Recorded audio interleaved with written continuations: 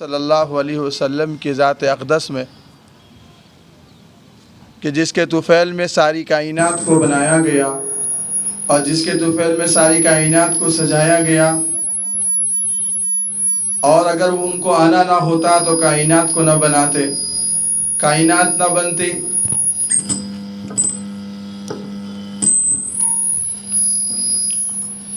حمد و صلات کے بعد محترم و مکرم حضرات علماء کرام، مہمانان عظام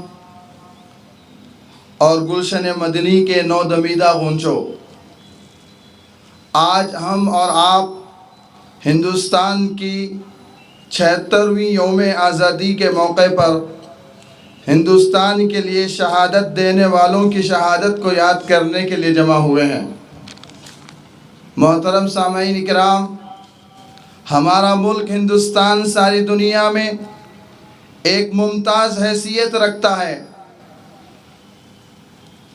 ہندوستان سونے کی چڑیا کہا جاتا ہے، اس لیے اس پر ہر ملک کی نظر رہتی ہے۔ ہر ملک چاہتا ہے کہ اس کو اپنے قبضے میں کر لے۔ ہندوستان پر کئی ایک لوگوں نے حکومت کی ہے، لیکن سب سے ممتاز حکومت مغلیہ سلطنت کی رہی ہے اور سب سے لمبی اور کامیاب حکومت رہی ہے۔ سب سے پہلے مغلیہ سلطنت کے بادشاہ ظہیر الدین محمد اکبر کی حکومت 30 اپریل سن عیسوی 1526 سے شروع ہوئی اور بہادر شاہ ظفر پر 14 ستمبر سن عیسوی 1852 میں مکمل ہوئی، 1857 میں مکمل ہوئی۔ تقریباً 431 سال کی حکومت ہونے کے بعد انگریزوں نے غاصبانہ طور پر ملک ہندوستان کو قبضے میں لے لیا۔ انگریز 1601 میں ہندوستان کے اندر بغرض تجارت آئے اور ان کی ناپاک حرکتوں نے ہندوستان کو رفتہ رفتہ قبضے میں کرنا شروع کر دیا۔ اس چیز کو نواب سراج الدولہ نے محسوس کیا اور علاقہ بنگال کے اندر 1757 میں ایک جنگ ہوئی جو میر جعفر کی غداری کی بنیاد پر وہ شکست ہوئی۔ اس راز کو کیا جانے ساحل کے تماشائی، ہم ڈوب کے سمجھے ہیں دریا تیری گہرائی۔ یہ جبر بھی دیکھا ہے تاریخ کی نظروں نے، لمحوں نے خطا کی ہے صدیوں نے سزا پائی۔ اس کے بعد 1799 میں ٹیپو سلطان رحمت اللہ علیہ نے میسور کے علاقے میں انگریزوں سے لڑائی کی، لیکن پھر وہی بات میر صادق کی غداری کی وجہ سے وہاں پر بھی شکست کا منہ دیکھنا پڑا۔ ٹیپو سلطان کا تاریخی جملہ یاد آتا ہے، گیدڑوں کی 100 سال کی زندگی سے شیر کی ایک سال کی زندگی بہتر ہے، بلکہ ایک دن کی زندگی بہتر ہے۔ اس کے بعد 1803 میں مولانا عبدالعزیز محدث دہلوی رحمت اللہ علیہ نے انگریزوں کے ساتھ رہنے کو اور ان کے ساتھ فوج میں بھرتی ہونے کو حرام قرار دیا، فتویٰ دیا، اور اس کے بعد یہ تاریخ آگے بڑھتی ہے۔